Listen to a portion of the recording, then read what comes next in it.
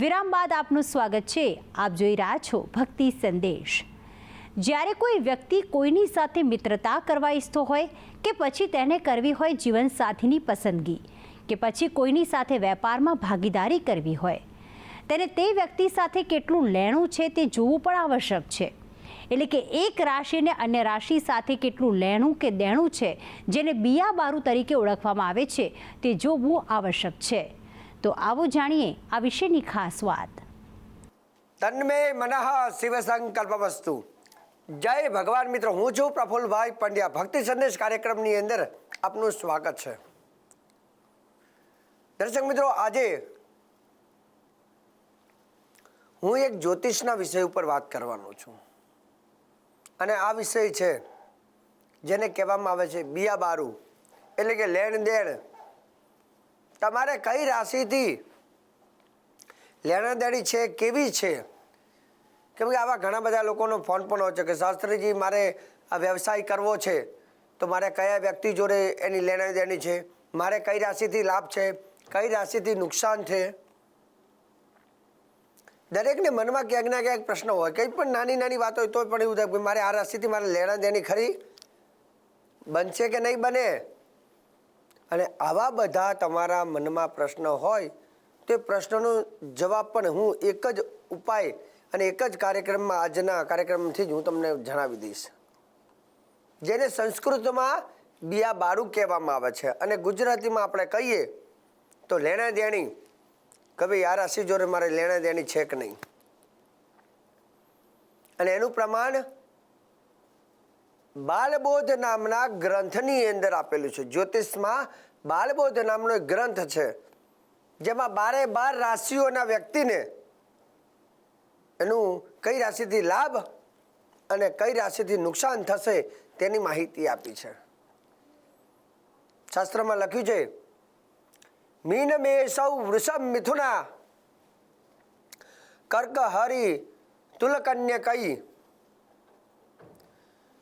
અલી ધનુષી મકર કુંભાવે two દ્વિ અર્ધસૌ રાશિ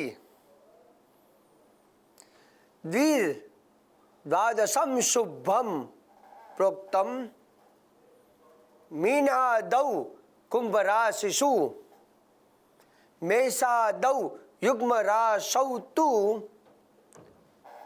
નિર્ધનત્વમ ન સંશય. આ શાસ્ત્રમાં એનું પ્રમાણ છે બાલબોધ નામના ગ્રંથમાં. મીન મેષૌ વૃષભ મિથુના. એવું કહેવાય છે કે મેષ રાશિ જેના અક્ષર છે અ, લ ને ઈ, તો મેષ રાશિ વાળા વ્યક્તિને મીન રાશિ વાળા જોડે ક્યારેય ન બને. પણ મેષ રાશિને વૃષભ રાશિથી ચોક્કસ લાભ થાય છે. મતલબ મેષ રાશિવાળા વ્યક્તિને વૃષભ રાશિથી હંમેશા લાભ રહેશે, પણ મીન રાશિથી લાભ રહેશે નહીં, એમાં નુકસાન થઈ શકે. તો મેષ રાશિવાળાએ મીન રાશિથી કંઈ પણ વસ્તુ વ્યવસાય કરવો હોય કે કંઈ પણ કામકાજ કરવું હોય તો થોડું સાવધાની રાખવી, કેમ કે ત્યાં તમને મીન રાશિથી લાભ જોવા નહીં મળી શકે. તે રીતે વાત કરી દઈએ હવે વૃષભ રાશિ, જેનું અક્ષર છે બ, વ ને ઉ. તો વૃષભ રાશિના જાતકોને મિથુન રાશિથી ચોક્કસ લાભ થાય છે. વૃષભ રાશિના જાતકોને મિથુન રાશિથી ચોક્કસ લાભ થાય છે, પરંતુ વૃષભ રાશિના જાતકોને મેષ રાશિથી લાભ થતો નથી. વાત કરીએ રાશિ ચક્રની ત્રીજી રાશિ, જેનું નામ છે મિથુન રાશિ, ક, છ અને ઘ અક્ષર. મિથુન રાશિના જાતકોને કર્ક રાશિથી ચોક્કસ લાભ થાય છે, પરંતુ મિથુન રાશિના જાતકોને વૃષભ રાશિથી લાભ થતો નથી.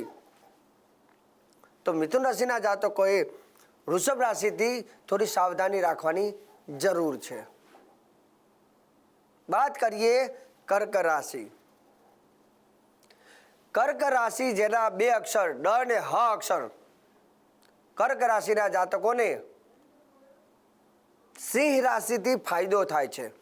કર્ક રાશિના જાતકોને સિંહ રાશિથી ફાયદો થાય છે, પરંતુ મિથુન રાશિથી ફાયદો થતો નથી.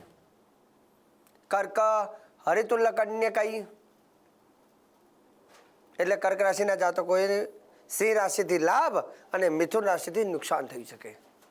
પાંચમી રાશિની વાત કરીએ, રાશિ ચક્રની પાંચમી રાશિ જેનું સિંહ રાશિ, જેના 2 અક્ષર મ અને ટ અક્ષર. સિંહ રાશિને કન્યા રાશિથી લાભ થઈ શકે, પરંતુ સિંહ રાશિને કર્ક રાશિથી લાભ ન થઈ શકે. એટલે કન્યા રાશિ શુભ રહેશે સિંહ રાશિ માટે, પરંતુ કર્ક રાશિ વાળાથી બચતા રહેવું.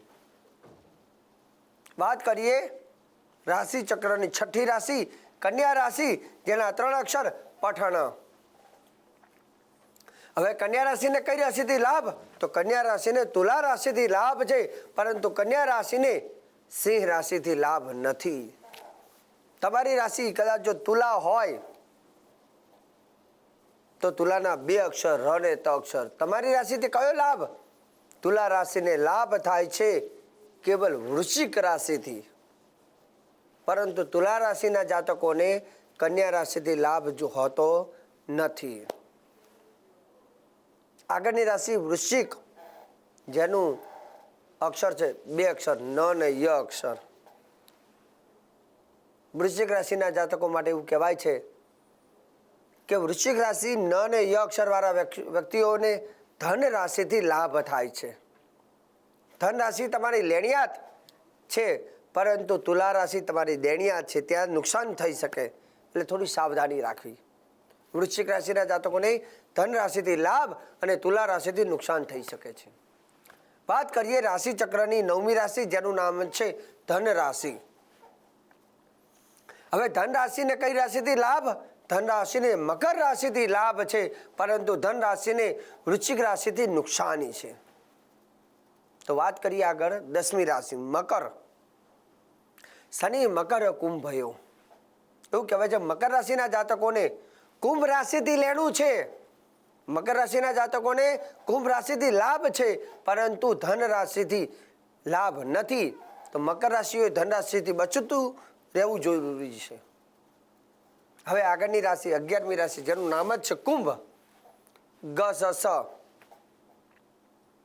કુંભ રાશિના જાતકોને કઈ રાશિથી લાભ? તો કે મીન રાશિથી લાભ છે, પરંતુ મકર રાશિથી લાભ નથી. કુંભ રાશિવાળા વ્યક્તિઓએ મીન રાશિ જોડે વ્યવસાય કરવો યોગ્ય છે, પણ મકર રાશિથી તમને ક્યાંક નુકસાની આવી શકે. છેલ્લી રાશિની વાત કરીએ રાશિ ચક્રની, જેનું નામ છે મીન રાશિ, દ ચ જ થ. મીન રાશિને કઈ રાશિથી લાભ છે? તો મીન રાશિને મેષ રાશિથી લાભ છે. મીન રાશિના જાતકોને મેષ રાશિથી લાભ છે, પરંતુ મીન રાશિના જાતકોને કુંભ રાશિથી લાભ નથી.